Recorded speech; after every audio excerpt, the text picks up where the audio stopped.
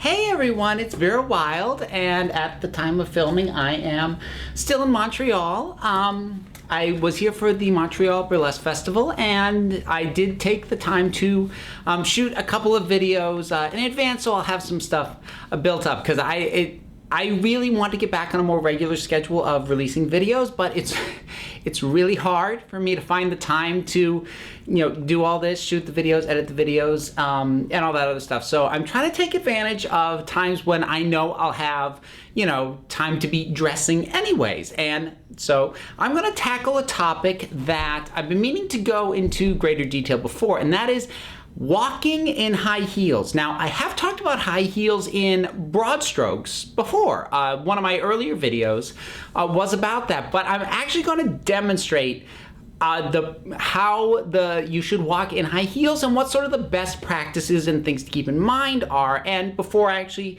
demonstrate that, I'm going to talk to you a little bit about it as well. So, walking in high heels that's a goal for so many dressers, and it's because heels make us feel very feminine, because there really isn't, it's one of those things where there's no masculine equivalent to that, and usually things that are uniquely feminine tend to make many dressers feel more embracing of their femininity. I think it's a big part of why stockings and nylons are as popular with dressers as they are, and I think that applies to heels as well.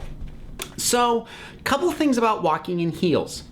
The first thing is just your basic step. You don't actually have to do anything weird with your step to maintain your balance. Because how do you normally step? Heel toe. And it is exactly the same in heels. Heel toe. I think people get thrown off because, you're on your tiptoes. And so when you think, well, how do I walk when I'm on my tiptoes? Obviously, your toe lands first. And I think that throws some dressers off when they try to walk in heels. So that's the first thing, heel toe. Don't try and lead with the toe. You're gonna end up with a very stiff, awkward walk. A couple of other things. You really need to keep your feet facing forward. So I'm gonna sort of demonstrate with this. Now, I'll say this now as well. This sort of heel is a sort of thing I recommend starting out with. Don't jump right to the higher heels. Get used to something like this, which is shorter. It's got a larger surface area on it, so there's plenty of room there. It's very forgiving for when you're first learning. But when you step, you need to see, how does your foot land when you step? Is it facing forward, or is it cocked to the side? So when you walk, if your feet tend to land a bit more like this, as opposed to both facing forward, you're gonna wanna correct that. Now, that was something that I actually had to stop and think about how that impacts things, because I walk with very straight feet anyways. That was kind of hammered into me when I was growing up a little bit. And I think it's a good thing in general, because usually you're gonna have better posture walking with straighter feet than feet kind of cocked out like that anyway. So it's not a bad practice in general, but keeping your your toes pointed forward, not letting them cock out to the side, even if that's sort of your normal walk, that's gonna be kind of key, because it's gonna be much harder if your foot is landing sort of cocked out. And then finally, you are gonna wanna walk in a straight line, and I'll be able to explain that a little bit better when I demonstrate. So I showed you these heels, which I think are good to practice in, but I'm going to actually be walking in these, which is usually more in line with what people want to work up to, which is a little bit higher and, more importantly, sort of a thinner, more pointed, bit of a sexier heel. And obviously, you can go even higher, pointier than this as you get used to it, but I do think it's something to build up to. So I'm going to now demonstrate. Okay, so let's put all of this into practice. So, first thing we talked about was heel toe as the step. So I'm not leading with the toe.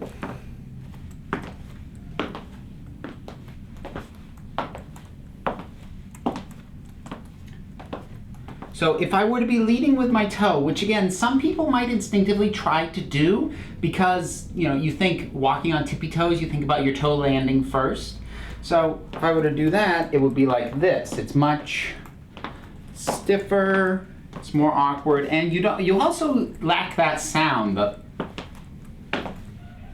the two parts, because there's the initial of the heel, and then there's the rest of the shoe coming down. So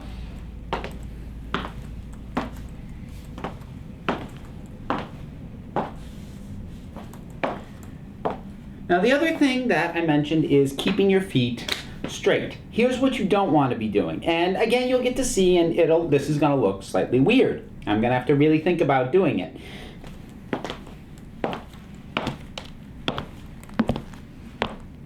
A little bit awkward, right? And trust me, it would have looked even more awkward if you'd seen my whole body, because I was actually much less stable. Now, that might just be practice on my part, but I really did feel much more off balance. Now, I mean, I can stand in that position and be fine, but it's taking steps and landing like this that really throws me off. So, pointed toes. The other thing you may have noticed, and this is something I wouldn't say go excessively out of your way to try at first, but work towards it, because I've seen people like put too much focus on this in their heads early on, and it doesn't quite work. But, which is that I'm not just walking like that. I'm actually putting one foot in front of the other. So I'm actually stepping around and in front. So I'm not just moving forward, I am in fact walking a straight line, or as straight a line as I'm comfortable doing. You'll actually notice that's smoother the faster I do it. When I slowed it down a little bit earlier, you might have noticed a slight sort of wobble. It's actually much harder to do at a slow pace than at a steady pace. So once you sort of have your footing and you're used to being in heels, you can find that the movement is steadier and more solid at a decent pace. Obviously not a run, because running in heels is its own special kind of hell. But yeah, so that's sort of bringing everything together and putting it into practice. So again, things to avoid. Do not land with your toes pointed out. And if you tend to do that naturally, then you're gonna really have to make an effort to do that. And I'd encourage you to sort of watch that in general. Like even when you're not in heels, just it's easier when it's habit, and it becomes habit by doing it more. And there's no reason that you should limit walking like that with heels. The other thing being, of course, not just legs moving forward, but one foot in front of the other. And you'll actually notice in a few cases I even crossed a little bit over. And that is okay. I mean, you don't want to overdo it like that, but if it helps you keep your balance on a step, if you need to go a little bit further, that is fine. Don't sweat that. And of course, the first thing we talked about, heel toe.